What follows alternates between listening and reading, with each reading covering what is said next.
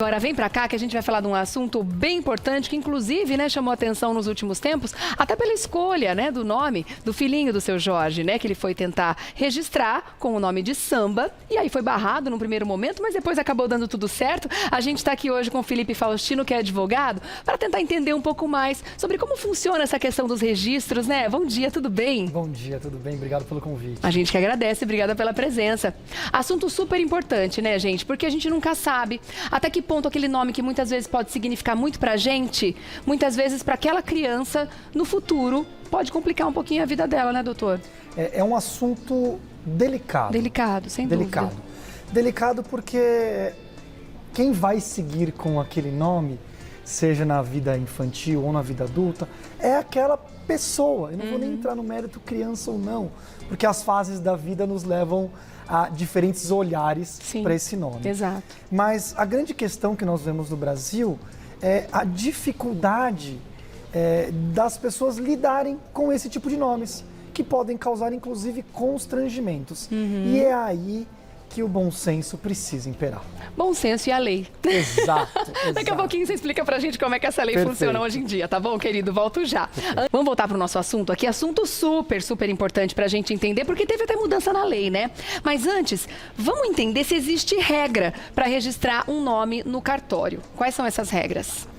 Bom, as regras elas são básicas, tá? Apesar de o cartorário, o cartório, ele não poder proibir uma pessoa de registrar um nome, ele precisa utilizar o bom senso, inclusive para proteger a própria pessoa que está sendo registrada. Então imagine que diversos nomes podem causar vários tipos de constrangimentos.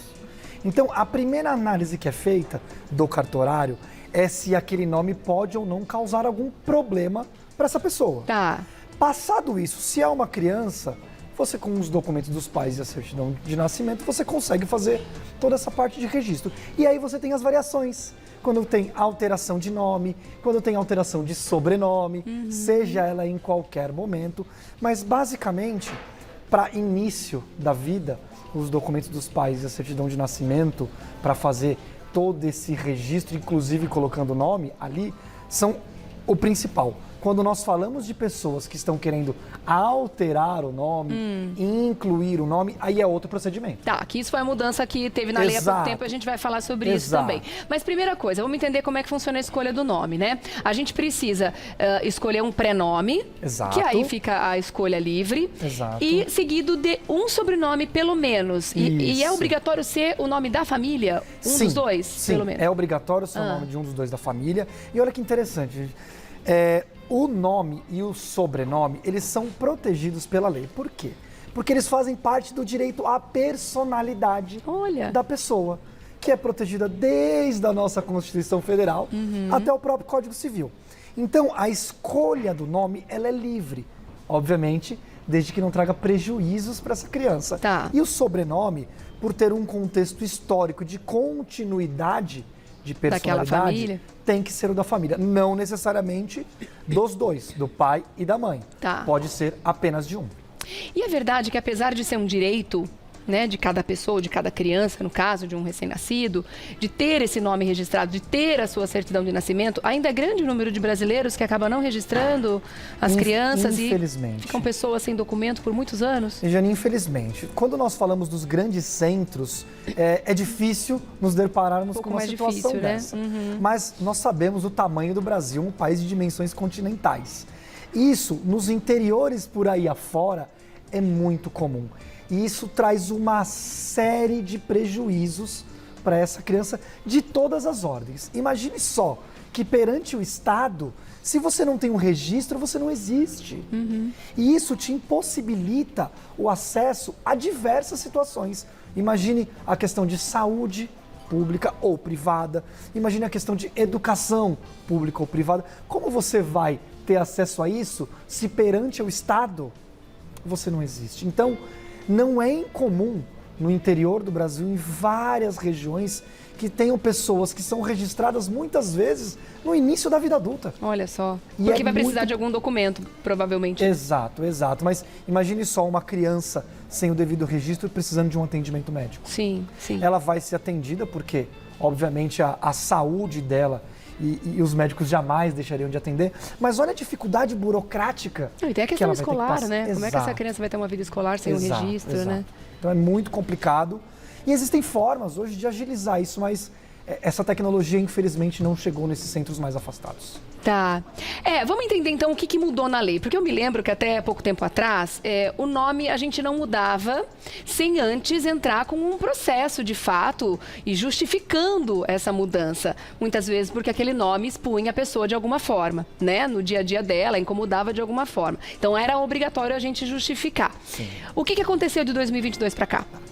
Vamos separar isso entre maiores de idade e menores de idade. Tá? Vou começar pelos maiores de idade, que onde acontecem os maiores casos. A partir dos 18 anos, você não precisa mais de uma autorização judicial para mudança de nome. Então, o meu nome é Felipe. Se eu quiser hoje, com os meus documentos, preencher um formulário, chegar no cartório e colocar o nome de João, por exemplo, eu posso. Tá. Não há problema algum. É óbvio, você precisa levar alguns documentos, as certidões que são solicitadas pelo cartório, e aí acaba variando, tá, de um cartório para outro. Mas basicamente são os mesmos documentos. E eu posso alterar em qualquer momento. Tá. Esse é o primeiro ponto. Quando nós vimos para o outro lado e falamos de menores de idade, a situação é um pouquinho diferente.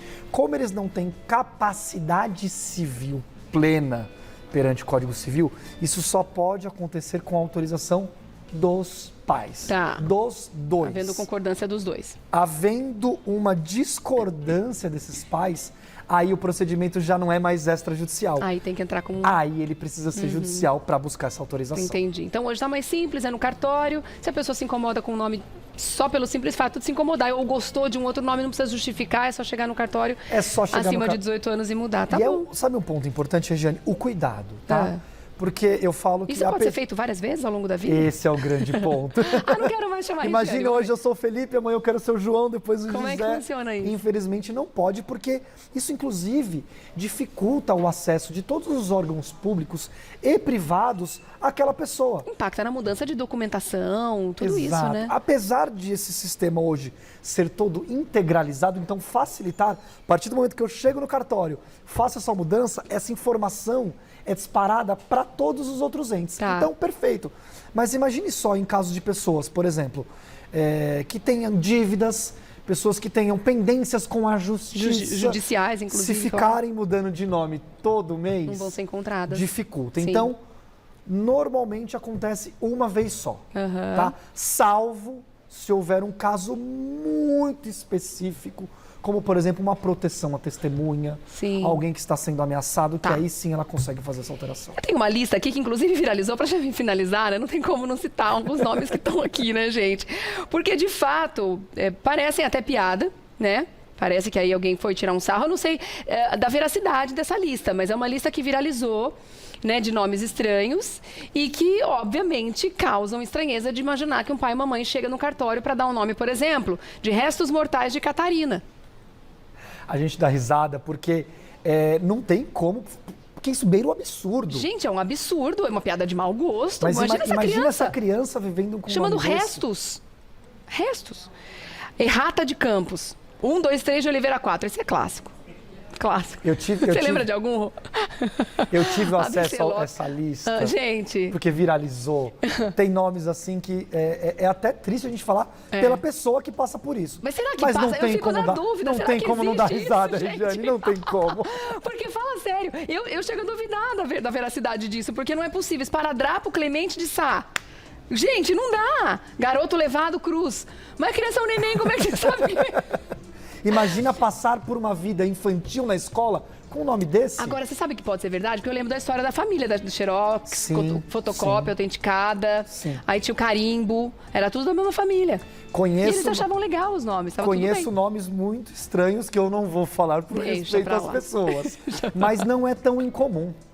Então é importante esse cuidado, porque o que para nós pode ser engraçado, para o outro provavelmente não é. Eu sempre digo, vamos colocar os pais e as crianças. O direito de um termina, quando começa o direito de outro. Gente, vai querer complicar seu filho de jeito nenhum. Isso porque nessa lista que tá aqui, tá sem palavrões, os nomes todos podem ser falados, porque tem uma lista B ainda pior. Pior. Não é? Pior, muito pior. Então vamos tomar esse cuidado. Um ponto importante que eu queria trazer para você de casa, que tem sido muito recorrente esse questionamento entre nós, é a mudança de nome de pessoas trans. Ah, sim. Isso é super importante, porque antes isso também dependia de uma autorização judicial.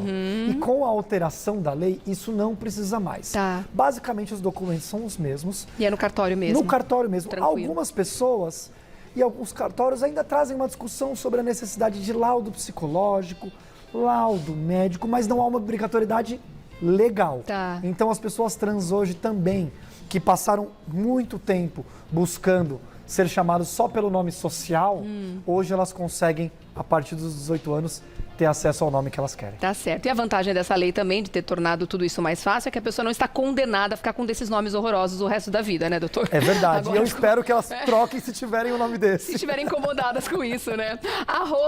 @Iyuki Advogados, para você fazer contato com este querido Felipe Faustino, que esteve com a gente gentilmente aqui, esclarecendo esses assuntos tão importantes. Muito obrigada, viu, pela sua presença aqui mais uma vez, querido. Regiane, é um prazer estar com vocês sempre. Prazer é todo nosso. Até uma próxima, Até. viu? Muito bom.